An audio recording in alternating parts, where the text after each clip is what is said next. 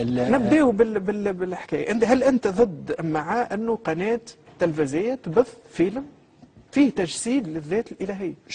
شوف هل هو استفزاز شوف للمشاعر؟ اسمعني. الموضوع بالنسبه لنا احنا الحريات لا تتجزأ، وهذه حريه التعبير وحريه الاختلاف والتنوع، يعني نظرنا من اجلها تجسيد الذات، يعني تتجاوز المحرمات الدينيه وتقول لي حريه التعبير؟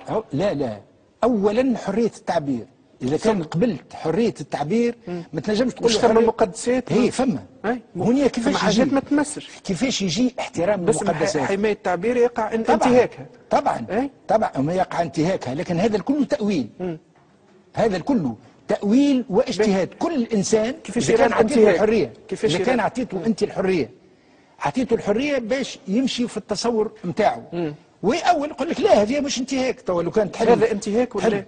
أنا ما نتصورش كونه هذا انتهاك. اللهم لا مش عادي، مش معناتها عادي، معناتها ثم تجاوزات. ما يستحقش الضجة هذه، ما يستحقش الضجة هذه. ثورة في فنجان، أنا أعتبر زوبعة في فنجان.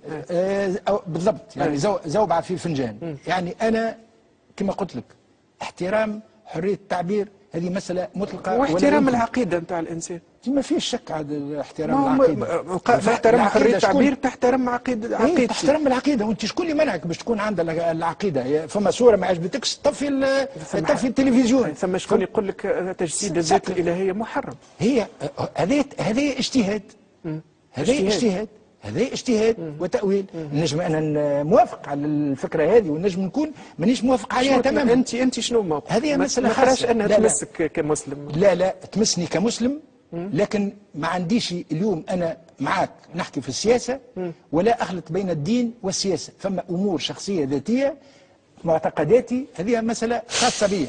الحاجة الثانية إلى جانب حرية التعبير، لا إلى جانب حرية التعبير ما نجموش. لا يعرفوني أنصاري، يعرفوني أنصاري، أنت سياسي لأن يحبوا يعرفوا تفكيرك وموقفك. تفكيري في السياسة، اللي يحب يعرف أشياء أخرى يجيني للدار ونحكي معاه، هذيك أمور خاصة. ليش ما يحبوا يعرفوا موقفك من الدين؟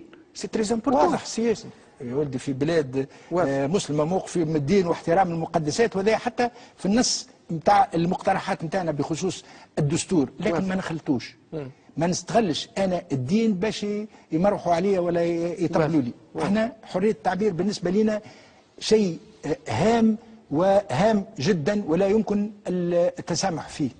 الشيء الثاني، نحن ضد كل اشكال العنف في الفضاء السياسي وحتى في الفضاءات الاخرى، لكن بالخصوص في الفضاء السياسي. وهذا علاش ما نددنا عند موقع الاعتداء على قاعه سينما، ونددنا عند موقع الاعتداء على فضائيه.